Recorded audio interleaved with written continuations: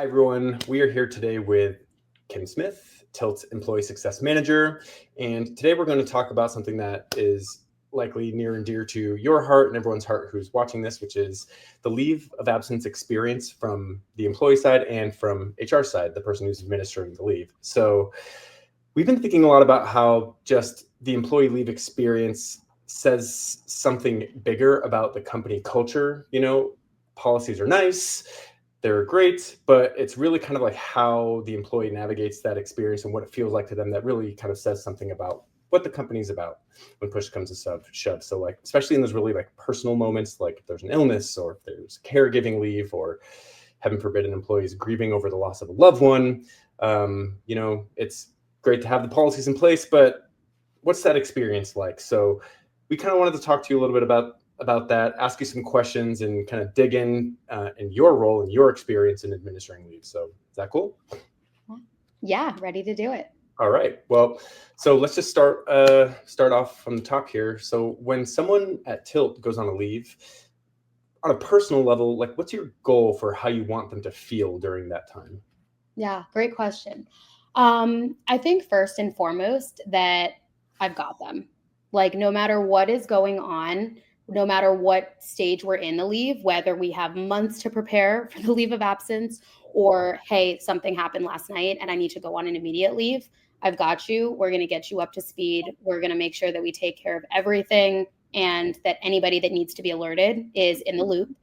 Um, my also hope is that no matter how many times they have to ask me a question, it is a-okay. I am going to answer the question. If we need to get on a quick phone call, if they need me to follow up with something that we just discussed in an email or a Slack message, whatever they need, I am willing to meet them exactly where they're at. So bottom line, that is what I want the experience to be when any of our employees are taking a leave of absence. I love that note about it's okay to ask questions. I just went on a leave last year and I remembered that initial feeling of like, am I okay to ask? Am I being a bother? Is it annoying? And Kim immediately made me feel so comfortable. Like there's no dumb questions. So that was really nice. Thank you. Yeah. Obviously, this is something you're really passionate about in that you manage leaves here at Tilt and you work for Tilt. So I just wanted to ask, in what ways do you think the way a company handles employee leave might also reflect its culture? Yeah. I think when an employee or when a company has really firm leave policies, that is something that people these days, as they are interviewing for jobs, they want to hear about those. They want to see those. They want to have access to a company that really, like, kind of, so to speak, puts their, best foot forward when it comes to employee benefits and what is available to the employee when it comes to a leave of absence. I think if you're a company and you're not reviewing your internal policies or taking time to explore what other benefits are out there, that also sends a message to your employees. And it kind of comes off as an afterthought. So if you have a outdated leave policy that maybe doesn't have inclusive language, as an example, that sends a message to your employees. And so I do think that the way that a company chooses to handle leaves and make sure that their employees know what is available to them really sets the tone. Sure. Yeah, that makes a ton of sense. Even if someone in your position has like the best of intentions, if things are outdated or processes are outdated or policies are maybe not up to snuff, it can really kind of leave an employee feeling like an afterthought is a great way to put it. On that front, so even if you have policies in place and there's, you've been doing things the same way for a long time to manage leaves and you want to do a good job, why is leave so tricky for HR teams to get right? Ooh, that's a great one. Because every employee is different. You are going to have some employees that you can hand them, a PDF file, or you can put them into the Tilt platform and they're going to be good to go. And they're going to say, hey, I have no questions. I'm good to take this leave and steer it myself. I'll tap you in if I need anything. You also may have those employees that you give them all of those things and they still come back and say, I need help and I'm not really sure. And so when I said, meeting people where they are at, that's so important. So, you have people that are going to need more high touch, and that is totally okay. That's the experience also that I hope to give when I'm supporting leaves is that, I think what makes it challenging in getting it wrong still is that, like, if you're taking that approach of like just giving a PDF and saying, hey, go figure that out yourself, not everybody is going to be able to navigate their leave that way. So some people are going to need more support, and that is totally okay. But if you take the approach, that more like template approach, that's where I think you'll see that HR teams are still having some issues when it comes to supporting leaves. That makes sense. There's just no one size fits all. Definitely not. What are some of the most common gaps that you see, maybe even outside of that templated approach, where HR thinks they're just killing it and they think that they have leave figured out, but maybe the employee is not feeling that way in their experience? I would say when it comes to those wage replacement programs, so if they have benefits available to them through the state, or making sure that all things went as they should through like short-term disability, HR may think like, hey, I haven't heard anything from the state. I haven't heard anything from short-term disability provider. Like, we're good, we're cruising. When in reality, there is a holdup with the state, or there's a holdup with short-term disability. And if the employee is truly taking the time to focus on themselves or their loved ones, they maybe aren't able to make that quick call to check in on their short-term disability claim. So where HR, I think, can play a huge role is just picking up the phone and making that quick call on their behalf to see like, hey, is this still moving? Oh, there's a holdup. What is that holdup? I can also relay that back to my employee. Yeah, it's an extra step in your day, but your employee is also likely going to pick up a phone call from you or respond to an email from you versus like an 800 number that might look like spam on their phone. So really taking a minute to kind of think like, hey, in a way, like not hearing anything about a leave might not necessarily be a good thing. That usually is, for me, a good reminder of like, hey, I haven't heard anything. So like, let me just quick check in and make sure everything really is running smoothly as it should. There are definitely people who are going to be listening to this. They're going to think, wow, that is like going above and beyond. But I love that that's just your norm. Like that is just how you handle leaves. That's really cool. You touched on something that I wanted to kind of like pull the thread on a little bit, which is when you're an employee and you're going on leave there, you might be told, okay, call this 1-800 number to sort of like get more information. And, we've discussed a little bit about how complex a leave is or how serious or emotional a leave of absence can be. So if you could put on like, and Emma, you can feel free to chime in as well, but Kim, if you could maybe like put on a hat of an employee who's going on leave and what sort of emotions they might be going through, either on the initial call or if they're confused about something, just kind of paint that picture from the employee side. Yeah. Emma, I know you mentioned you took a leave. Do you want to go first?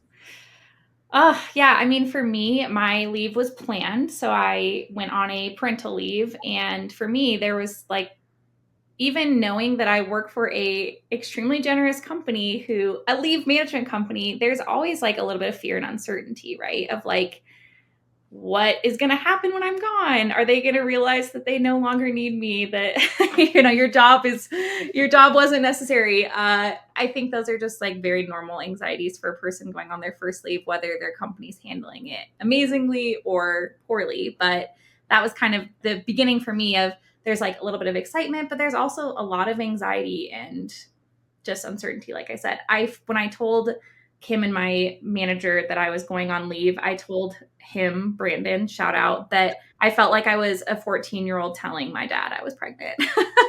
I'm like, I'm scared right now and I'm not really sure why I'm scared. So let me just break the news to you. And he was like, wow, this is good news. Like we should be excited about this, not scary news. So there's my... Yeah. All very normal feelings that I feel like a lot of folks that are probably listening and watching this could probably say like, yep, I felt the exact same way. From my own personal experience, very similar feelings, Emma, that I also experienced. My team is lean and mean. Shout out Janisa.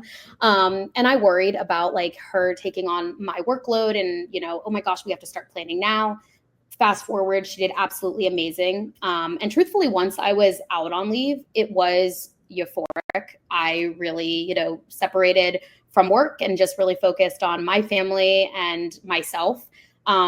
Gabe, I struggled a lot with brain fog. So like in the mornings, I remember specifically needing to follow up and file my short-term disability claim.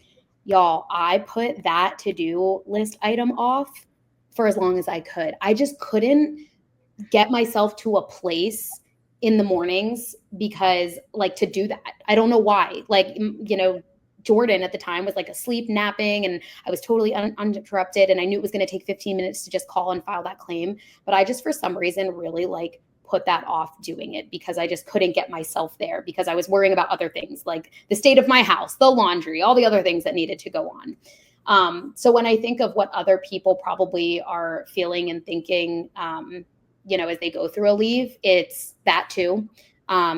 In that situation, that was for growing my family, and it was a really happy, exciting time. But I also think if somebody is going out very short notice to care for themselves or a loved one, you also have that added stress. If it's for, the passing of somebody, you have to handle their affairs. You maybe have family members that are coming to you with a lot of questions. There's so many other things that are playing in the background. And I often think of it as like sometimes in the car when like the radio is playing and my kids are talking and someone's calling me, it's just like all this background noise and you can't focus on it. So I do try to very much think of the employee and how they might be feeling in those situations too. I think you just perfectly spelled out the importance of a person like you in an organization that can help guide someone through this, right? Because as you said, I remember feeling the exact same way about my short-term disability of like, wow, that felt like a huge like hill to climb at the time. Exactly. But, there was also these gentle reminders from you and from Tilt of, here's the due date, here's the deadline, here's some reminders, here are some tips on how you can get that done. And, here are ways that we can help make that easier for you. So just a great explanation and just showing of why this is important from the employee side. Yeah. I think we recognize too that there are certain organizations that aren't able or ready to adopt a technology like Tilt. So what would be your advice to a small HR team on how they can make their process a little bit more human and less transactional now without having to adopt a technology? Yeah. And that's a hard one, right? Because the easy answer is Tilt, right? Just buy Tilt. But if you're not there yet, getting a process in place, like anything, get what needs to happen. Should somebody share with you they need a leave of absence? What are the necessary steps that you as HR need to take? Whether that's pre-leave to prepare them, weeks or months in advance or very short notice. What does your checklist look like? You always got to have a checklist to make sure that you're taking people through the same process flow. I would encourage them to have, similar to what we have in our tech, different checkpoints throughout the leave. And you can customize that based on the type of leave. If there's somebody that, they're going to be taking 2 weeks off to focus on their mental health, well, maybe we don't want to be checking in with them every other day. We want to give them a little bit of space, making sure that they get all of their ducks in a row. I also would encourage them that if there is somebody on their team that can be kind of added in as a second set of eyes or layer of support, when you manage leaves on a spreadsheet or wherever you're doing that, if you don't have Tilt, that leaves a lot of room for human error as well. So figuring out what does layered support look like for a leave of absence is something that I would suggest, and just keeping it human. I mean, sometimes with leave of absences, you're on their timeline and their clock. So if somebody's like, hey, I'm free right now for 30 minutes while my little one is napping, can we quick chat? If you're able, see if you can grab 15 minutes with them just to connect with them. I think sometimes it's tempting in the age that we're in to just like, hey, I'll send it over via email. And it's really easy to push people off to email or I'll send it in a text. But when I was out on leave, that's actually what I struggled the most with. I couldn't quite comprehend. Like if you had sent me like a 3-paragraph long email, I couldn't process that. So it was much easier for me to say, hey, can we just jump on a quick, I only need 5 minutes. And so Janisa was able to do that for me. She was the one supporting my leave. And so I was like, can you just talk to me for 5 minutes and talk me through what I need to do? She's like, yeah, no problem. And then she would follow up in an email. But I specifically said, don't send it in paragraph, just send me bullet points. And so she was able to help me do that. So I know that's a little bit more high touch, but if you're really looking to keep it human, those are just some of my tips and tricks or best practices, if you will. Great. Yeah. I'd love to ask one more question. And Emma or Kim, you can touch on this because you both brought it up. But when we think about when you go on a leave and job still needs to get done and the anxieties you might have around that, how important from a company culture standpoint is the manager? What kind of role can they play in the leave process to make an employee feel more comfortable on leave? And that, like you said, we've got this covered. Yeah. Emma, do you want me to take this one first? Yeah, go ahead. Okay. Gabe, it was scary having to write down my day-to-day tasks and things that I was owning. I really felt like I was giving the keys to the kingdom. I'm super protective of the things that I do and the things that I'm own. I'm super proud of it. That's like my lane. That is what Kim's responsible for. And to have to write that down and then the processes that go along with that and then give that to somebody to own is, I'm like, man, you might as well just take in my house keys. It was through my manager and even my team as well, just having like open and honest conversation. And honestly, that happening over time. I was very vocal that I was struggling with those feelings. And it was my manager and even some like other teams managers that were helping me navigate that and knowing like when to ask the questions, but also like knowing when to back off a little bit to make sure that they got what we needed, but that it wasn't just all at once, like, hey, write everything down that you need and just give that to us. They very much included me and wanted my input on how to best transition those tasks so everybody felt good. So definitely the manager, I mean, a involved manager is really the only way that this is going to be successful, in my opinion. Yeah, I totally agree and echo everything that Kim said. That was really difficult for me to give up a ton of my projects. And I think a big part of it was asking the right questions at the right time, like Kim said, and then really just letting me lead the way too, and trusting what I was saying as that was what I needed, truthfully. And also, if he ever had any concerns about the work getting done, he never expressed that to me. So there was really never any anxiety on my end that was shared. I could see a manager making the mistake of saying to the employee, I don't know how we're going to do it, or we're going to be slammed, or this is going to be so hard. And I could see that making the person going on leave feel guilty, maybe want to take less time to be more involved. I think that the reassurance every step of the way of we've got this, we can handle this, you do what you need to do was just like exactly what I needed. So And that you're going to get it back as soon as you came back. exactly, yes. Like the other piece, Gabe, is that like when it was time for me to transition back, it was like, and you know, my teammate too was like, let's get you ramped back up. Like, I can't wait to like give you these things back to watch you own these. I'm still here to support. But my teammate also was not like, oh, I don't want to give that back. They were like, oh yes, you're back and let's get you, you know, ramped up in a way that makes sense for everybody. So it was really like a group effort.